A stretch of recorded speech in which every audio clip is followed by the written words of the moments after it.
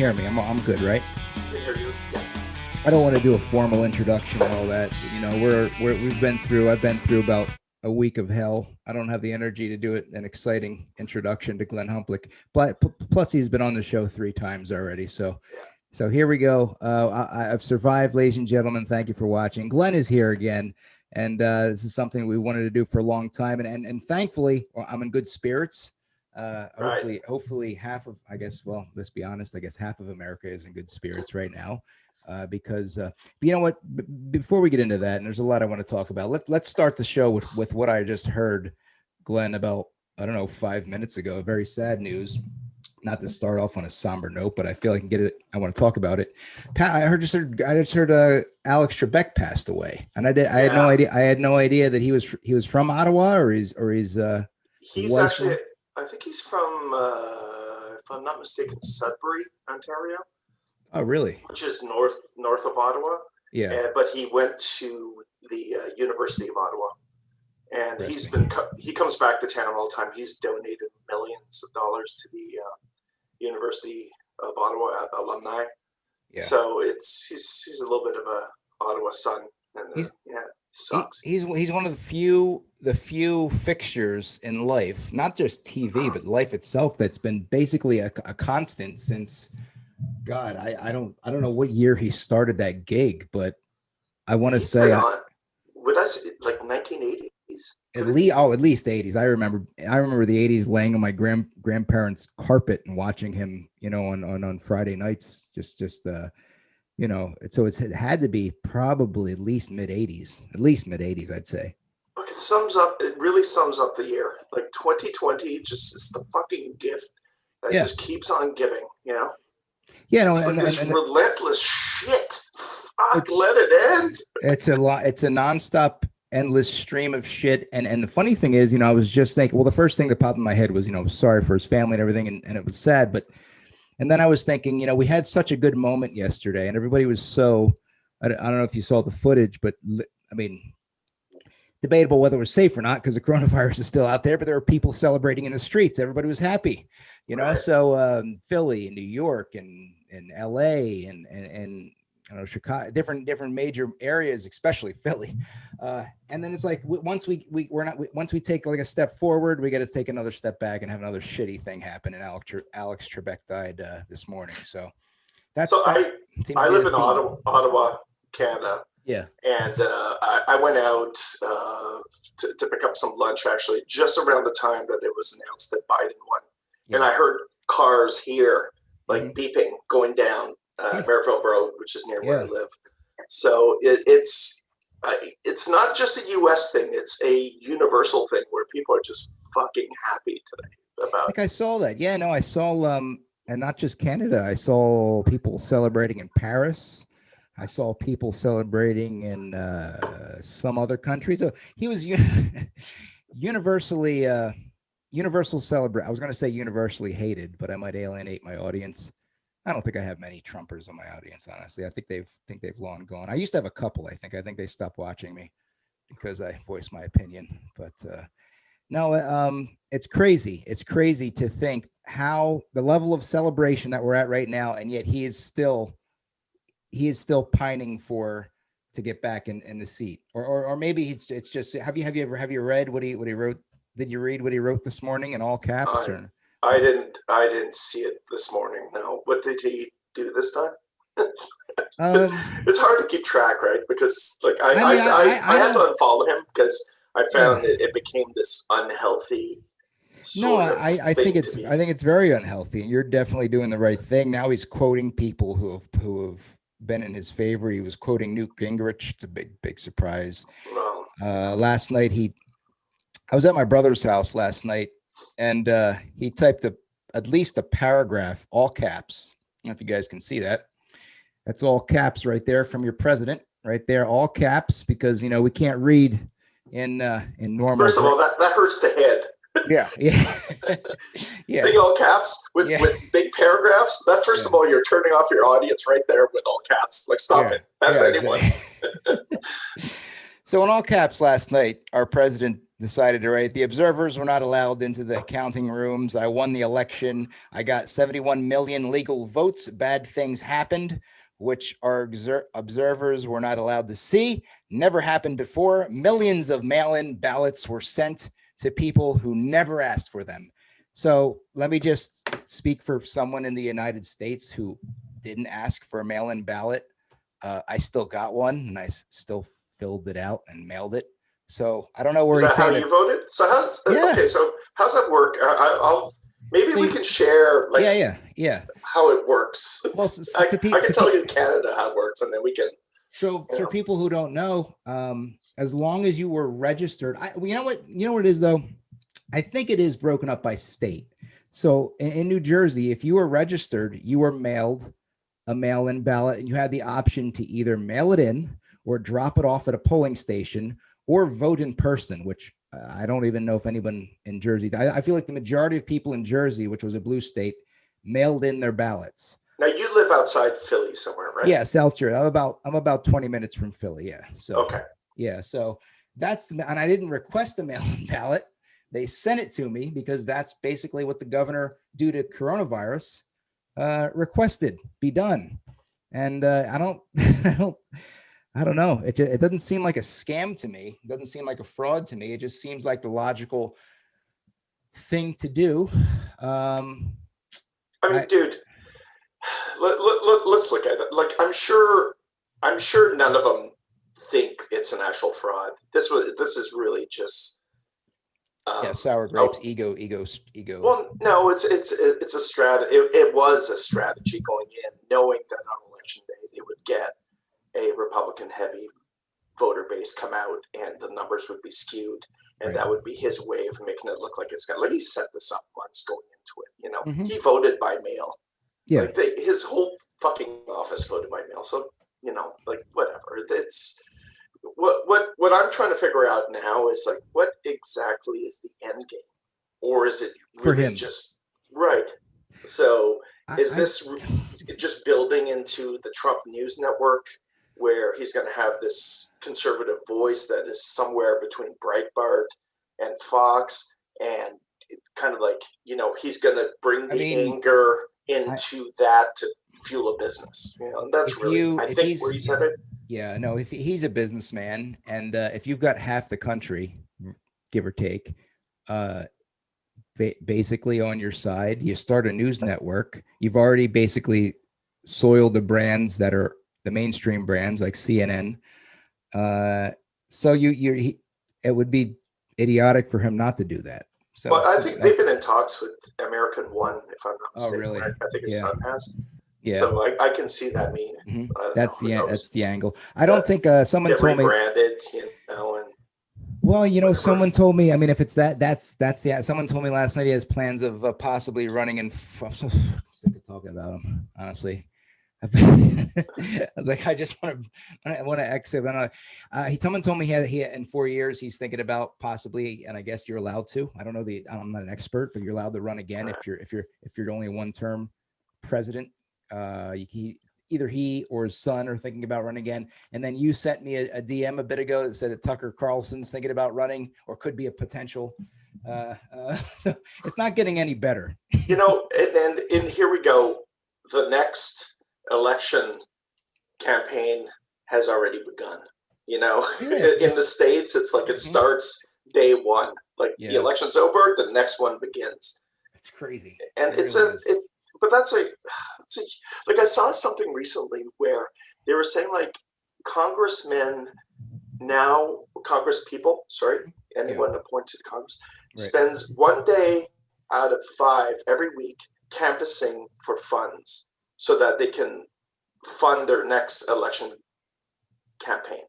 So you get elected, and from the beginning, you've begun the process of raising money for the next one. Right. So, these campaigns are like lasting way too long. Yeah. And it also, they require, because they last so long, you require so much money to keep them going.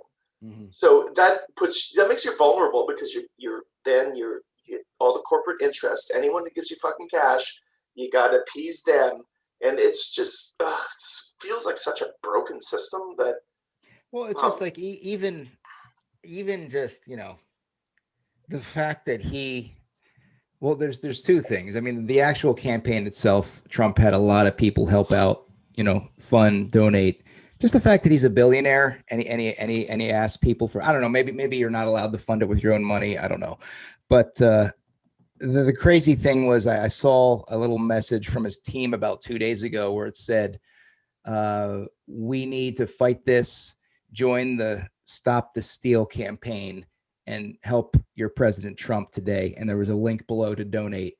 And I didn't click on it because I was too disgusted, but now I'm morbidly curious to click on and see if anybody donated to stop. What's funny about that is CBS just had a news story that 60% of the funds that are going towards that are actually going to pay for debt finance, for paying off debt because he went over budget. That does not surprise me at all, honestly. So that's not even going to go to where it's supposed to go. It's going towards covering debt because they ran out of money. And that was a big mismanaged shit show to begin with as well, right? So yeah, I mean it's we like to talk about the shitty aspect of what's going on. Of course, it was definitely a happy thing, and I don't know if you watched it, but I watched the Joe Biden speech last night, and watching it with impartial eyes, and I just feel like he really gave a damn good speech. I think not just for people on his side, but for all of America. I thought it was very very uplifting, and I haven't thought that about any politician's speech in a long time. Maybe because it's coming off the heels of the Orange Goblin, but I don't know, because we haven't heard anything like that in a while. But from the people I've talked to, they feel similar. So I'll give you a perspective on that, maybe a little bit different, because I'm Canadian. Right. I don't watch CNN, I don't watch MSNBC, and I don't watch Fox. Right. So most of my news typically comes from sources like the CBC up here in Ottawa, in Canada, or like the BBC, or World Approach.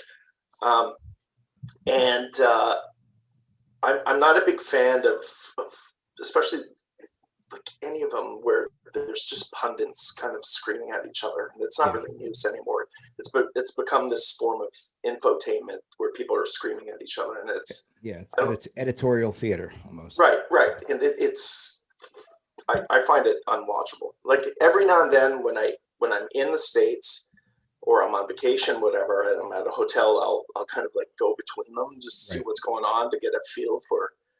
And I have to turn it off because I can't watch any of them. Yeah. So I try to look at this, and also I don't have a horse in the game. I don't have a horse in a race. So I look at this as an outsider. Impartial, yeah. Right. And I mean, okay. So there are policies that I think that Trump put in place in the last 4 years that were good. Some of the things, not everything was bad, but because he's such a colossal fucking idiot, anything that he did was looked at as shit, right? Yeah. Like I try to look at things as policies and not overall us versus them. Right. We have a different political system here in Canada. We have multiple parties, so it's a little bit of a us versus them, but you have more of the thems, right? Because we have like 3 main parties and 2 smaller parties, so it's kind of different. It's not just lopsided thing. So I'll give you some examples. Trump's approach with China. America has a huge trade imbalance with China. Right. They've been ripping off software IP for years. Right. This is, you have American corporations that spend just billions upon billions of dollars in research and development of software, who are basically getting ripped off by a lot of countries that don't follow the rules, right? Mm-hmm. So his attacks on China for trade imbalances, I think, was warranted. Yeah. So that was actually a good thing. Was his approach good? That's debatable, because he's sort of an asshole in general, but it's sort of, you know what though, Glenn? The policy was good. Yeah, not to cut you off, Glenn, but I feel like, and again, not to say anything positive about him, but I'm going to. Maybe it took someone like him to get that, to be an asshole, to do that. Because honestly, when he got elected, I was like, well, he's a business. We've basically elected a businessman. Right. And if anything, I mean, Look, I mean, anything's going to be okay. It's going to be the business deals with other countries. Right. You could also look at his treating NATO, right? For NATO, for a long time, the United States has been overpaying into it, and all the European countries haven't. Yeah. So, and he kind of strong-armed them, and so that was a pretty decent policy, in turn for the United States. But everything that he did that might have been positive has been so outweighed by it drowns the constant lying and manipulation and character attacks. And so, do you think, here's an interesting question. Someone had asked me last night, do you think if he didn't have the narcissistic asshole personality, but still the same policies and still the same approach, still the same methods and politics do you think he would be as hated, or as we would be as jubilant as we are today that he's gone? Or do you think a lot of this has to do with the fact, less about politics, more about his personality and being a bigot and a piece of shit and all that? Like, to me, I feel like if he was, because we've dealt with presidents in the past who have had crappy policies and things that we don't agree with. And, I don't want to say we put up with it, but yeah, technically we do put up with it. I mean, and that's how it is. And they're presidential and they are gracious when they leave. And this guy is basically an asshole, especially when he's leaving. He's just a narcissistic prick. So I think it's more so not to justify his policies, because I personally, I don't agree with a lot of them. But I think the bigger problem is he as a person. That's my opinion. I don't know. Sure. I think he would have won the election had it not been for COVID. I mean, in February, how he handled that. The economy was in full gear. The unemployment rates were he was handed, the U.S. economy was in good shape, great shape actually with Obama. He was handed a great economy. He didn't fuck it up. It was actually, it ran great for all of his presidency except for at the end. And his complete fucking management of COVID just fucked up everything for him, basically. And that's why he lost the election. And again, it's like, why was that mismanaged? To me, it goes back to right what I said. I feel like his personality his ego doesn't allow him to say, no, we have to take a step back from this economy. We have to put people above money and people's well-beings above the economy. And he was incapable of doing that. One of the big things is, I don't understand why wearing a mask has become such a stupid political thing. Had he adopted that from day one, just put a mask on, he probably could have saved. Yeah. You're not going to save everyone. You're just not. Right. But he probably could have saved tens of thousands of lives. And I'll give you an example. I live in Ontario. Yeah. And the policy here in Canada is dictated by province. Okay. Right? So the province of Ontario is, I would say, probably like Pennsylvania. We're a bit of a swing state. We'll swing in the federal elections. We'll go left, we'll go right, depending on who's running, whatever. Yeah. So I live in Ottawa specifically. We're a little bit more left because it's Ottawa's like Washington D.C., a small version of it. Anyways, but Toronto is like a Philadelphia. But they'll go both ways. Right now, at the provincial level, we have a conservative premier, Doug Ford, who is Rob Ford. You may remember. Yeah, Chris Farley's brother. Right. Well, so Rob Ford is Doug Ford is Rob Ford's brother. He's the premier. Yeah. Okay. I did not vote for him. Okay. But he adapted a mandated mask policy from the beginning. Right. He did he did a shutdown of the system, Mhm. that I thought was well conceived and fair for everyone. And you know that when you have business owners and you also have people who want to push for more of a shutdown, both complaining, Yeah. you've probably hit the sweet middles somewhere when you have both sides complaining at you. So but in terms of policy, like, he's a conservative, but he adapted that mask policy. Mhm. And, like, the COVID thing here in Ontario has been really controlled. So, and probably thanks to his policies. So the conservative policy up here in Canada has been very different than the conservative policy in the States. And I just never understood, like, just fucking wear a mask. Wear a fucking mask. It's a piece of cloth. I hate it. I wear glasses. They fog up all the time. I despise putting those things on. Yeah. But when I go to the grocery store, I'm not gonna fight about it. I put it on for 10 minutes. And it's the same. it's again, it comes down to, I don't even think it's I don't even think it's a. I mean, again, I don't love it, but is it a machismo thing? Yeah, no, it totally is. It has to do with ego and controlling, and I don't know.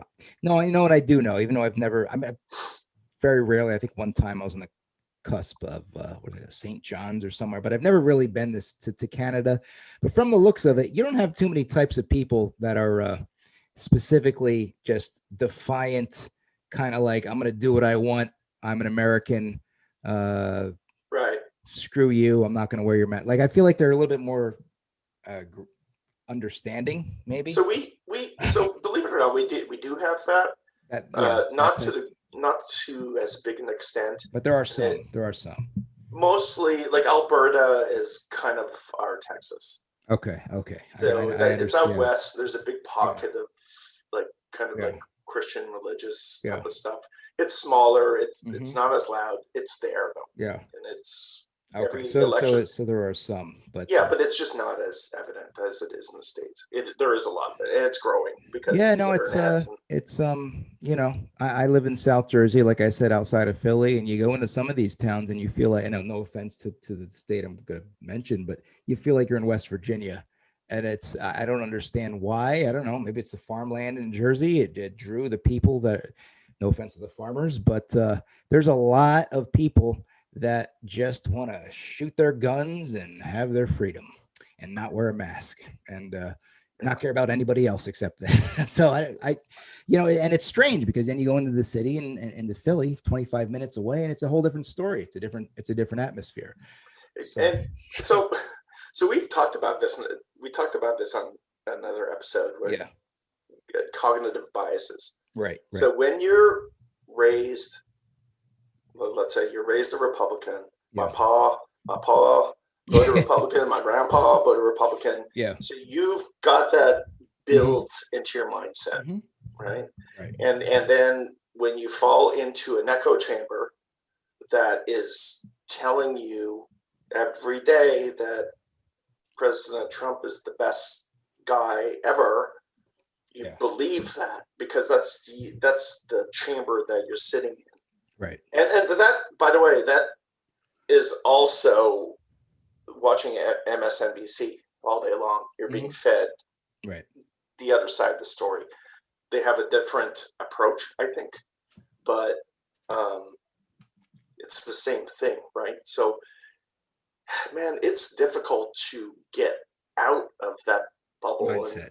And that mindset and try to look at things objectively.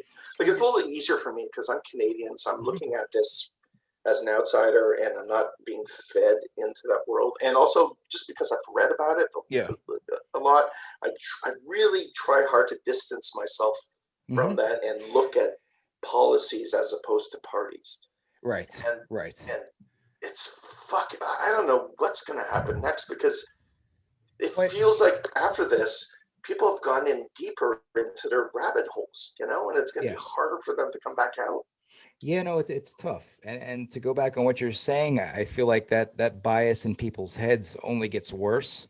You have to fight it because you are a product of your environment. If you're surrounded in a bubble of like-minded people and you remember what your grandpa thought and you went, no offense, you can still love your grandpa, you can still love your dad, you can still love your family, but think for yourself. And I feel like a lot of people don't do that around here. And I feel like they have this kind of mentality where it's like, well, my circle here is all this type of person. Well, you're about a speck on the pale blue dot.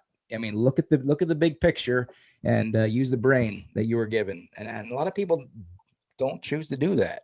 Well, so I you also have a leader that's encouraging that thought process. who has fueled that fire for 4 straight years. Yeah. And has made things fucking just progressively worse than they've ever been. Right. You know, I was living in Los Angeles at the time during the Gore Bush. Yeah. Early 2000s. Florida Chad. I had just moved down. I think I moved in September 2000. So I moved fall down 2000. there. Yeah. So I was there during the election and the aftermath and all that. Right. You know, like I was working in an office filled with people from all over the states because Los Angeles doesn't really have people from Los Angeles. Everyone came from New Orleans, from all over the place. Right. And there was no debate about it and all that. Like there's barely any mention of what was going on because people kind of weren't as passionate about politics back then as they are now with social media kind of fueling it and a president that's fueled it like insanely. Yeah, no, Facebook fueled it. I think I had to deactivate my Facebook, by the way. I don't blame you. I don't blame you one bit. I might go back, but I had to give it a rest. I got into a few. I was just, little tips with some people. It's not worth it because you take a step back and you think, like, what exactly who am I arguing with? Do I stand a chance to make a point? Is this person actually going to understand what I'm saying? It's not worth expending the energy. Yeah. So, but before I forget, Glenn, I had to bring this up because I wanted to, but so as you know, we were jubilant in the States yesterday. It was a big party and the weather was beautiful too. It was like unseasonably warm for up here as well. Yeah, so we're having a gorgeous day today, which is awesome. Same here. Yeah, it was close to 70 or 70. I think today is borderline 80, and everybody was out in the streets. I'm mentally preparing myself for 6 months of fucking other shit. So yeah. Plus, I'm not too excited about this because I have really bad allergies and I'm feeling kind of shitty when the weather's changes like this real quick, but that's besides the point. Speaking of outside, speaking of outdoors, speaking of jubilation, speaking of yesterday, the Republicans held a press conference yesterday. And the funny thing, it was about, I would say, roughly 20-25 minutes from my house. And if I had known, maybe I would have went there for comedic purposes. Oh, was it that close to you? Oh, close as shit. I would have, if I would have known, I read it that morning. He tweeted it. You should have gone. I 100% would have gone because I could have MapQuested it and been there and took some video and it would have been, oh God, I wish. I told my brother this too. But anyway, for those of you who don't know what we're talking about, Rudolph Giuliani led a press conference of GOP Republicans outside of the Four Seasons landscaping company in South Philadelphia yesterday. So it's many. The comedy is many layered in this situation. We're not even going to talk about what was said because just the fact that first of all. Did you hear the backstory of why it happened? How it happened? Not sort of, but not really. Explain what you heard first. Okay, so from what I understand, they were planning to do it at the Four Seasons Hotel, and they said that's Four what Seasons. I thought. Okay, yeah, right. And then the Four Seasons Hotel said no to them. Wow. Okay. And they actually tweeted about it. Right. So if you look at Four Seasons Hotel, they tweeted that the news conference was in fact not there. So this was just planning it at that landscaping company was just like saving face that we got to find a spot. That we got rejected by Four Seasons Hotel. So we don't want to be embarrassed. So find another company named Four Seasons. Four Seasons. I can't even. Dude, when I read about it, I had like literal tears of laughter like coming down my cheeks going, This is so fucking amazing to watch. Like, this is, I don't know if that in the whole campaign was the absolute high point or the absolute low point. Yeah. Because in terms of comedy, it doesn't get any funnier. Like, it was amazing. I mean, again, what Rudy said aside, did you see the shot when it pulled back? Of course, when you zoom in and you've got the background, you can't really tell where the hell they're at. But when the shot, there's a couple pictures of the wide shot, it's literally a building where probably tools and my brother's a landscaper. He had probably some lawnmowers in there and everything, and they just set up the backdrop and a couple cameras. And next door, that place was in between a porn store. That's right. Yeah. That apparently has glory holes and a crematorium. Wow. It doesn't get any. It was just like if they would have been better off. They literally would have been better off just filming him at his home, doing a Zoom session with report, like how perceptively, is that the word I'm looking for? Perceptually impaired could they have been to know that looks awful?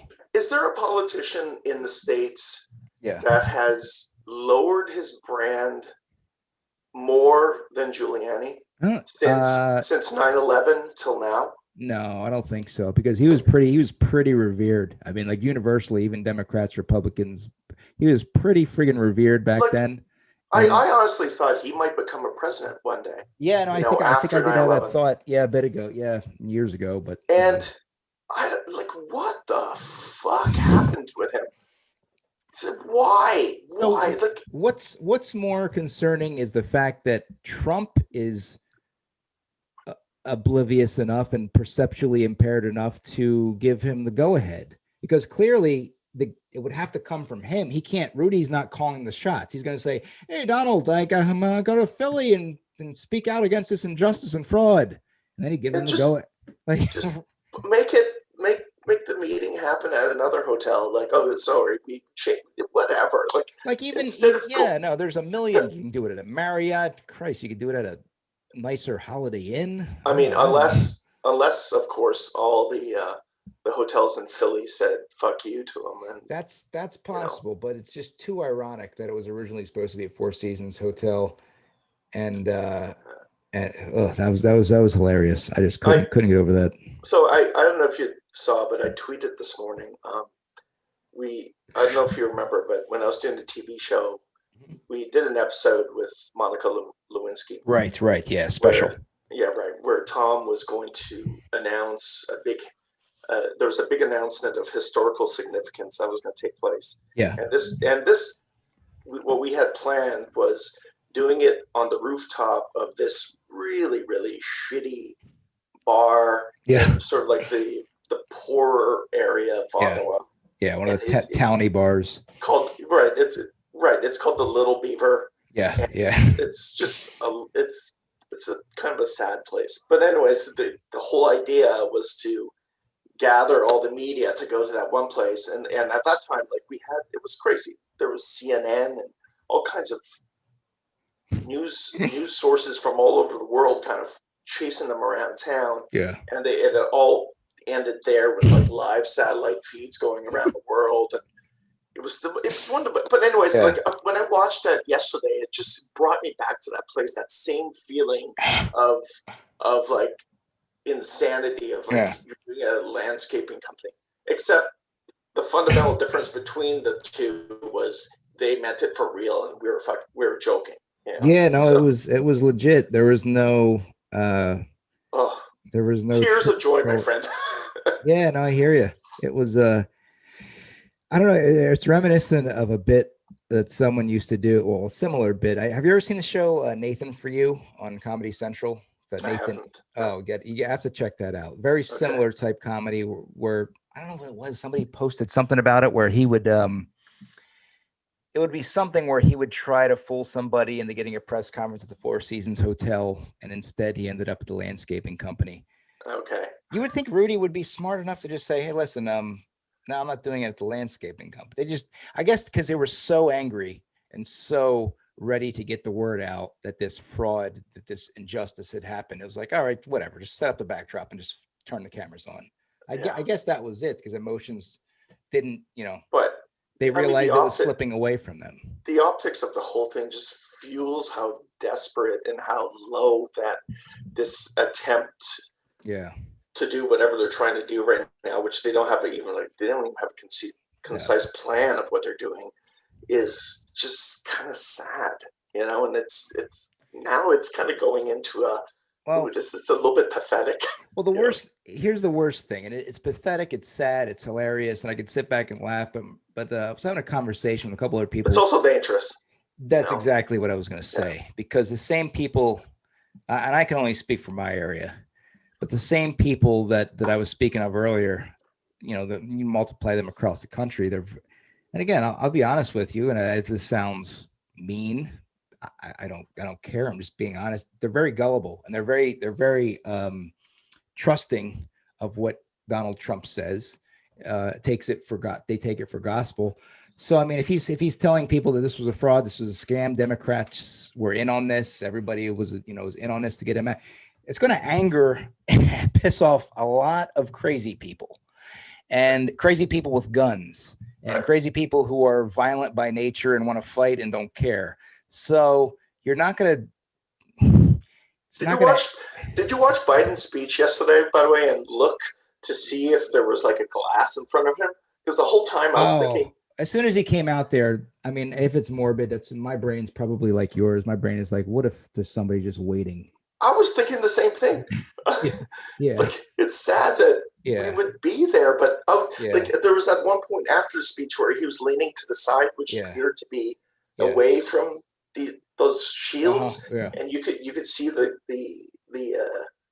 his man, the security detail behind him, watching every move he was making. I was thinking, like, dude, just get in front of the shield. I'm thinking, Delaware is about, I would say, maybe an hour and a half from me, and I'm not very often do I go there, but I know of certain pockets there. There are some bad pockets in different parts of Delaware. Now, this city is fine, but you go off the beaten path and you got some crazies there. Trust me, there are some people there who are not quite of our mindset. And I was thinking the same thing. I was like, what if somebody is waiting there? I don't see any glass. And I was like, oh God, I don't know. Yeah, I mean, I'm sure they had massive security checks before. Yeah, I'm sure they being able to drive, but you would think it'd be easy. Well, not easy, but easier to hide a gun in a car somewhere, as opposed to, because it was held outside, as opposed to an indoor event where you're going through security checks and anyways. Yeah.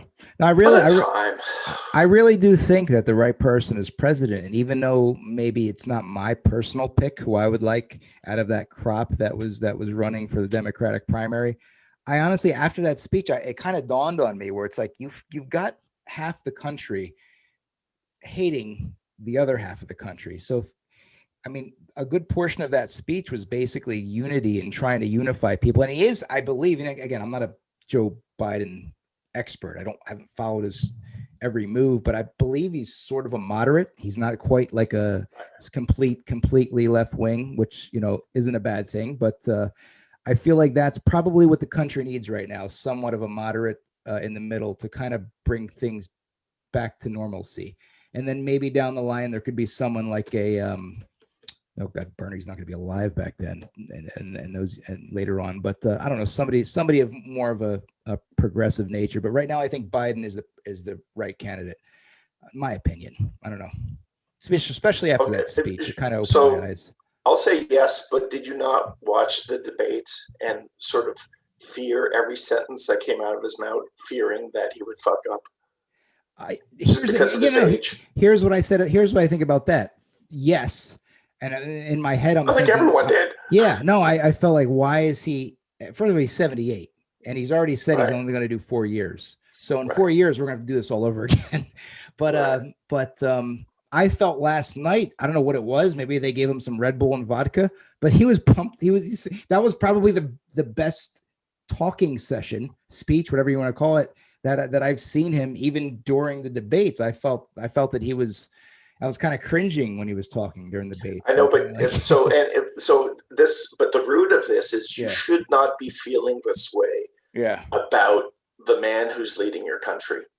right, right, You should right, have the confidence that the sentence that's going to come out of his mouth is going to make sense. He's not going to forget half of it. right, right, right. Yeah, When Obama spoke, yeah. you weren't Oh, he concerned was about, sure. Yeah, yeah, yeah, so that's, yeah. I think if he were 10 years younger, I think he'd be the perfect candidate. I do fear that moving forward, Hmm. that let's hope it's not an issue.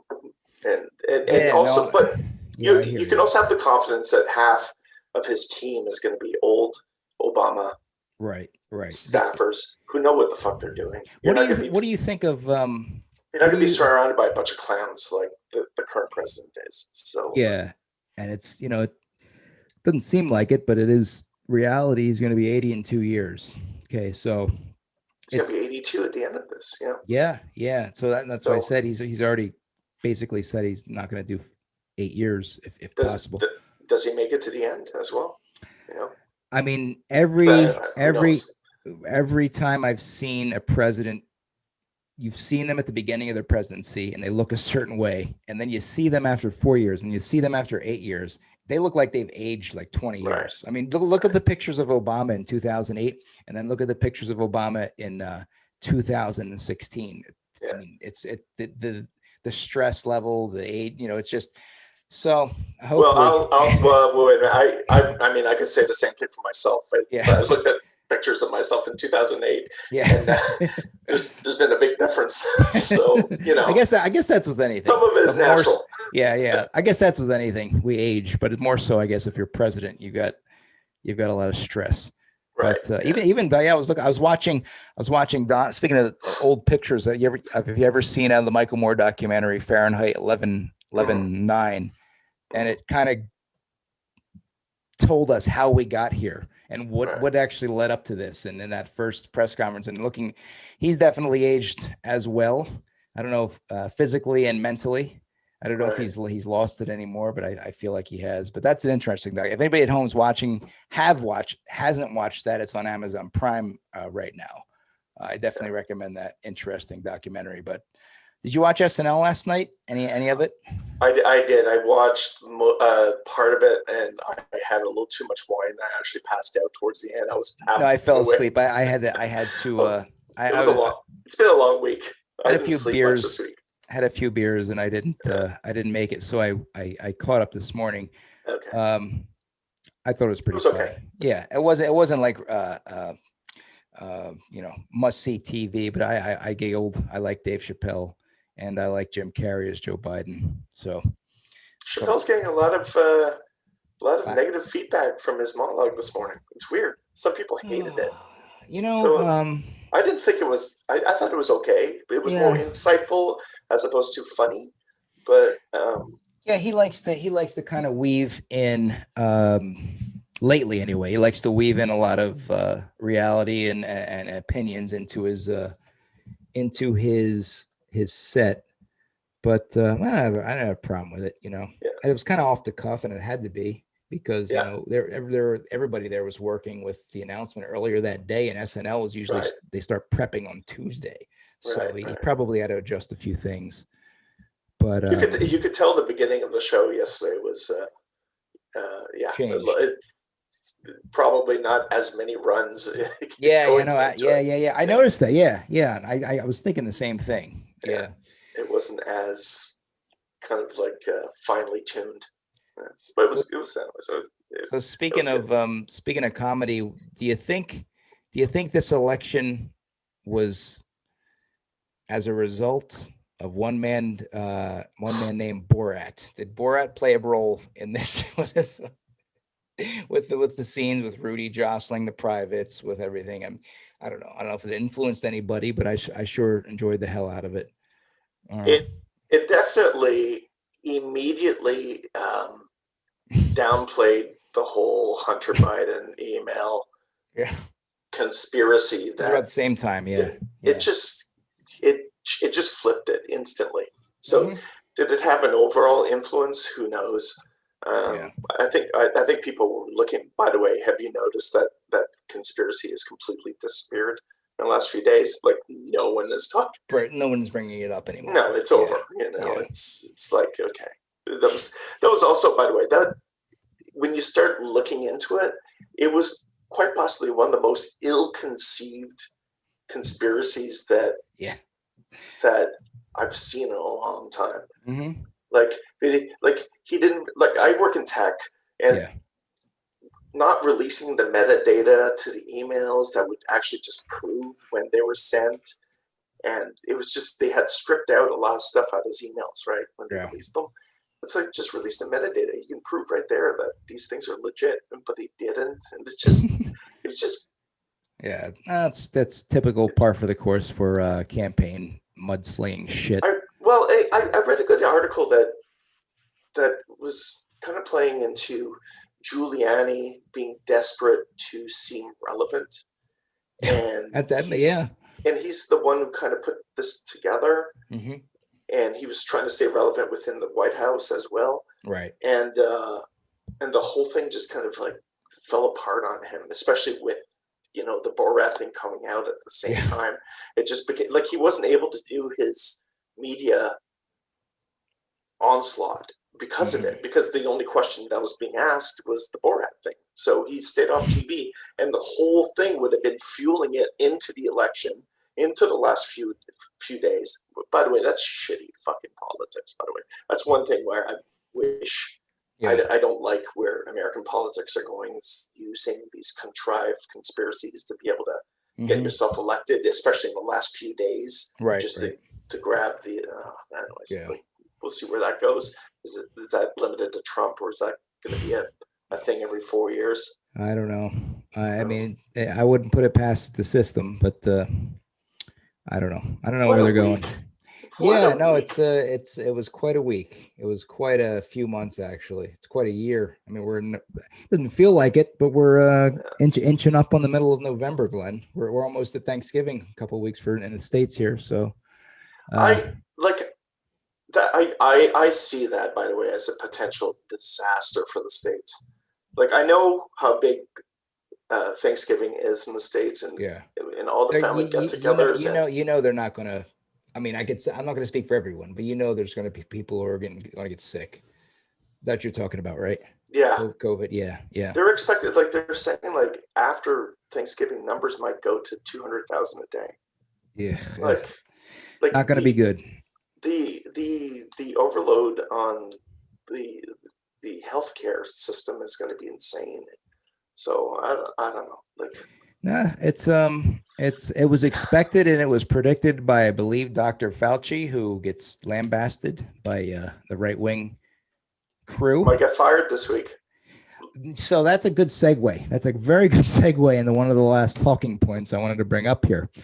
And I think, you can be out there with your predictions, and you can be logical if you want, or you could be hilarious if you want, because honestly, it's all into the same thing, and nothing surprises me with this president. But the reality is, ladies and gentlemen, celebrate all you want, have a sip of adult beverages all you want. But Donald Trump has about 2 more months left as president. What the hell do you think he's going to do? I'm a little bit fearful. I think it's confirmed that he's not going to be presidential and gracious and kind of go out. He's not going to go out quietly. He's probably going to go out in a blaze of fire and bring everyone down with him. I don't know. What do you think about that? He's going to fire a lot of people. Okay. He's going to fire the Fauci's and the CIA director, people like that. Anyone who wasn't for sure loyal to him. Yeah. Probably pass through a lot of executive orders that have to do with like fracking and stuff. You're going to see a whole bunch of those go through. Anything else? Does he pardon his whole family? For crime. Like he's Jane Meyer, who's a writer for the New Yorker now, the New York Times. She was with the New York Times. She wrote the book Dark Money, which is really good. Yeah. She was kind of going into what awaits him now with the loss, and the New York State attorneys have been building a case of fraud and tax and all that stuff, and he can't get pardoned at the state level, right? So I think personally he's going to be stuck in litigation probably for the next 2-3 years, and whether or not he's found guilty or not, who knows?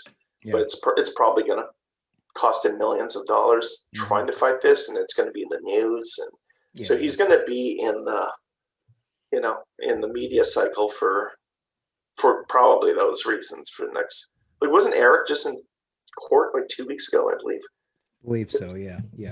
For the beginnings of that. So I'm sure the New York State attorney is probably salivating right now, just getting ready to go once he's out of power. Yeah. So I don't know. Does he resign and get? That's another thing. Yeah, it's possible. I mean, you have to kind of, I don't know about, it's a possibility, but I don't know, because when I think about that, I put my feet in his shoes of a narcissistic pig. And if you know people like that, which I know a few similar like that, they don't like, they don't like doing stuff like, they don't like admitting defeat. They don't, and in their mind, their ego won't allow such to do something like resign and walk away. But you can flip that, right? You can flip it and go, the liberal press is going to come after me and they want to put me in jail, and you can't trust them, and you can't trust the New York State attorneys because they're all crooked and they're all fake and whatever. Yeah. So I'm getting Mike Pence to pardon me today because I know I can't trust him, and he can fuel that in the right wing echo chamber. And I could see him do it like 2 weeks left. It's possible. Anything is possible. I don't put anything past. I mean, that would be, because there are charges that are coming up that are both at the federal and at the state level. Yeah. So if he can eliminate half of that, I could see it as in the realm of possibility. But like everything else he's done, like, fuck, you never quite know. Yeah. How shitty it can get.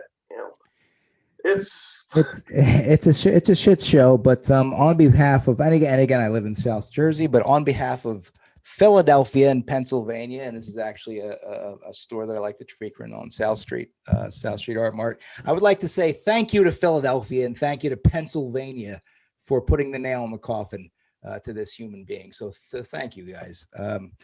My cousin Tyler out there watching this, I know he's a Philadelphia resident, and told me yesterday he just feels really proud. See, he's younger than us, but very proud that he played a part in all this.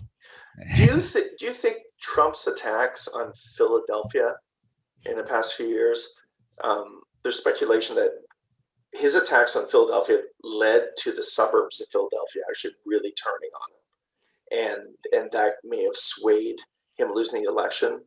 It's possible. I know there were some people who hated him from day one. A lot of people who petitioned and didn't like him from the day he got elected. But I think that definitely probably put it over the top. Yeah, I think so.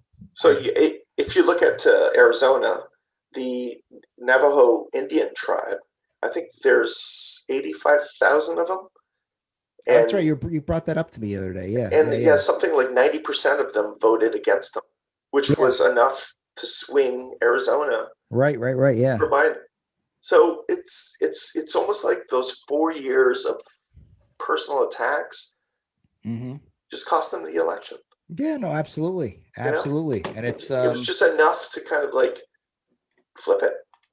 It's that, and it's for even people who don't follow politics. I just think the rap on him it was with the racial issue. I just feel like his brand is so tarnished with that aspect. I think a lot of people just legit look at him and think racist.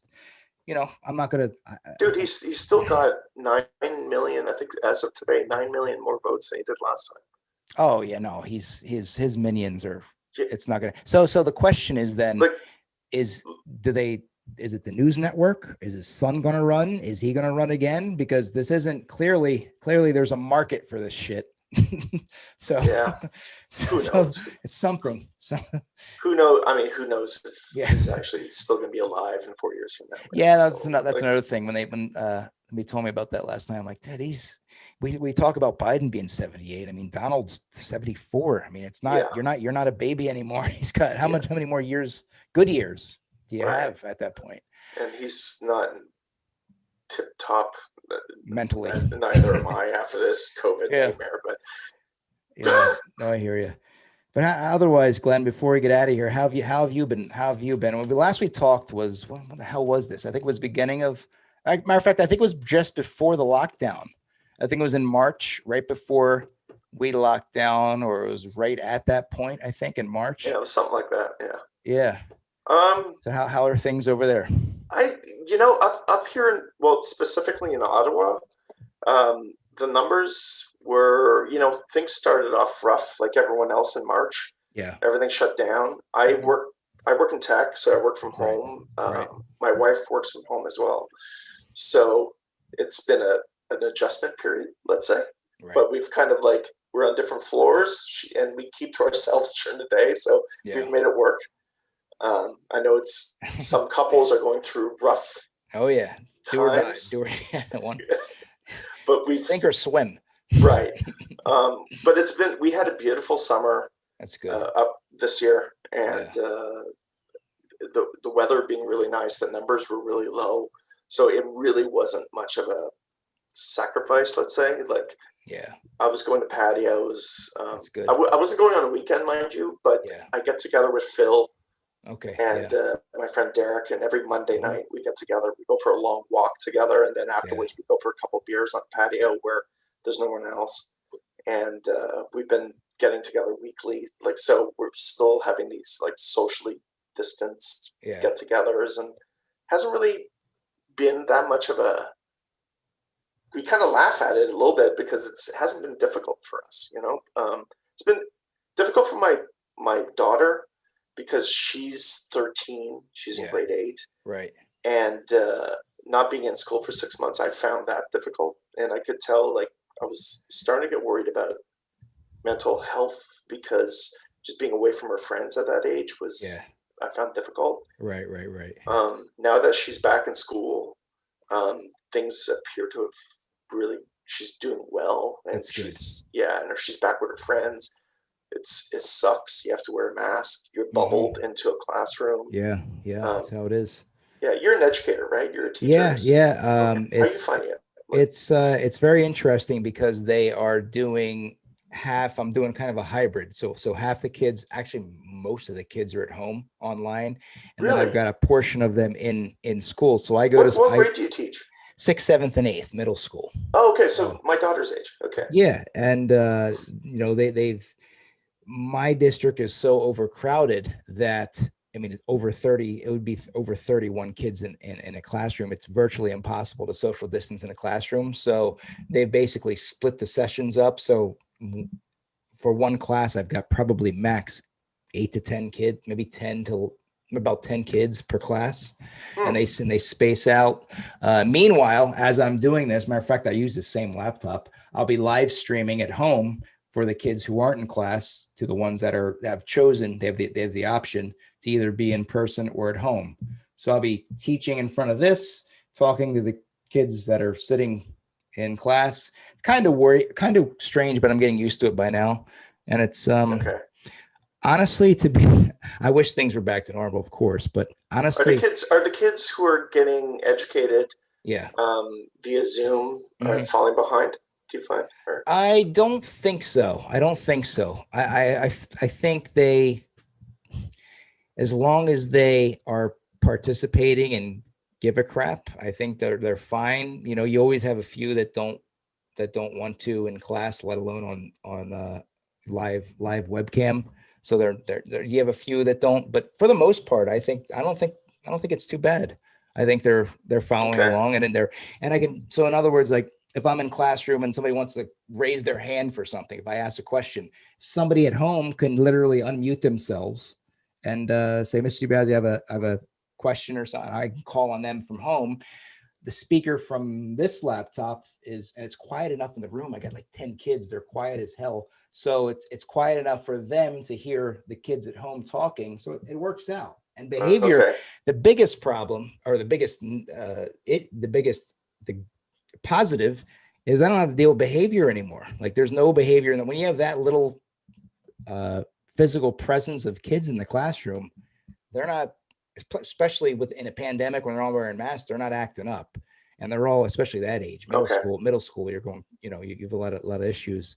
They're very quiet. They're very, very well behaved. And that's a have you had any outbreaks at your school? Not yet. No, in different schools around here for sure. And they went totally virtual. We just started this in September. I mean, from March to, no, I'm sorry. In October, from March to October, we were all working from home. They started back hybrid schedule, middle of October. So what they did up here is a little different. Like my daughter is physically in school. Yeah. But what they've done is they've taken the class and they keep them in that classroom bubble, so they're there all day. Right. And they have different teachers for different subjects, but the kids don't move outside of their classroom. They stay in the classroom, and the teachers come to you. So the teachers are kind of moving around. Yeah, no, it's opposite with us, our school. Okay, anyway. But she's going to school full time. Right. And what they also did is for the kids that are staying at home, they created online classes that are full time as well. So from 9 to 3 or whatever, they're full time being educated. So you're either full time in the classroom or full time. You have the choice between the two. Right. There's been 3 cases actually at my daughter's school. Really? 2 of them were teachers who brought it in, but there was no spread. So what they did is they quarantined the classes themselves, but they didn't quarantine the whole school. Interesting. Okay. Just the specific classes themselves. Yeah. Gotcha. So that class gets quarantined for 14 days, but the rest of the school goes, unless there's a spread that goes between classes. Right. But because they are so bubbled up, they have very little exposure between the kids. I see. The classes. So it's, you know what, like I was super worried going into it. But early on, honestly, to be honest. But it seems to be working. I think I've settled in. There was rumor that they were going to start this back full force in September, and I was against it. And now it's okay. I actually go in person 4 days a week. I go Mondays, Tuesdays, Thursdays, and Fridays. Wednesdays I'm home teaching full. So Wednesdays is all virtual. So it kind of works. I don't know how much longer it's going to be. I don't see an end in sight, especially with the holidays coming around. This could be the entire school year this year. So I have a funny feeling it's going to be the entire school year. Yeah, that's what I'm preparing myself for. I think so. Yeah. I mean, it looks like vaccines may start coming out like in January. Yeah. And that's the whole common sense aspect of it. It's like once the vaccine isn't out, it isn't like, you're flashing it and everyone has it. You've got to wait for everybody to get it and and how do you know people have it? And I don't know, but it's going to take until. Dude, in the States, and this is going to be another one of those, Canada operates differently than the States. Yeah. I think in the States, the anti-masking crowd is instantly going to become the anti-vaccine crowd. No, they already are. Yeah. And that's going to be you're correct about that for sure. It's going to be a huge battle to change that mindset to protect people. Yeah. And I think here in Canada, we tend to be a little more trusting of our gut. Not full on, but we tend to listen to policy a little more. And I think it's not going to be an issue. I think you'll have pockets of it maybe, but people will be getting in line to get it, And, in the vaccine, not only do you get a COVID vaccine, but they throw in the ingredients to turn you into a Democrat. Can you believe that? you better not take that vaccine, guys. Don't take the fucking Bill Gates, huh? Yeah, right. Yeah, that whole thing too. But that's going to be Joe Biden's. That's year 1, by the way. That is going to be a public policy issue that he's going to have to sell to the American public. Yeah. And really try to get people to participate in getting the vaccine so that you can. It's going to be a big challenge. Huge challenge. So you need people who are credible, who are going to be able to sell this to the public, and Yeah. people have to buy in. Like, I think what is for herd immunity, it needs something like 70% of the public Right. I did for hear it to that. be Yeah. effective. For herd immunity. Yeah. So I don't know. I don't know what 2021 brings, but Can't be worse than, well, we've already taken one big step in the right direction. So can't be all bad. We've got a new leader, and hopefully we don't have to get a crowbar and Dwayne the Rock Johnson to remove him physically from the Oval Office. And we'll be good. And even if we do, it's all right. We'll kick him out. Be all right. Go back to the casino, Celebrity Apprentice 6, and possibly a new wife, a new money grubbing wife. And that'll be fun for his golden years until he croaks and then becomes golden dust, Cheeto dust. Apparently she had, at the beginning of the presidency, she had the prenups rewritten. Yeah, I heard about something about so yeah, that's a who whole knows? mess. Yeah. And that's like the least of the we're worries. We're fueling shit that we shouldn't be fueling right now. Because exactly. There's all kinds of stories floating around, but yeah, I don't want to be part of the fuel. Well, Glenn, I think we've had a good chat. I think it's time to call it a wrap. I think we've had a good post. You feeling good? Feeling better? Yeah, no, I'm feeling good. We're exhaling. I'm exhaling good. I was at a good night last night, good sleep. I think the entire country is feeling good. Hopefully you guys at home are feeling good. Sorry to those of you who do support our president. I don't want to offend you, but if you do, it's okay.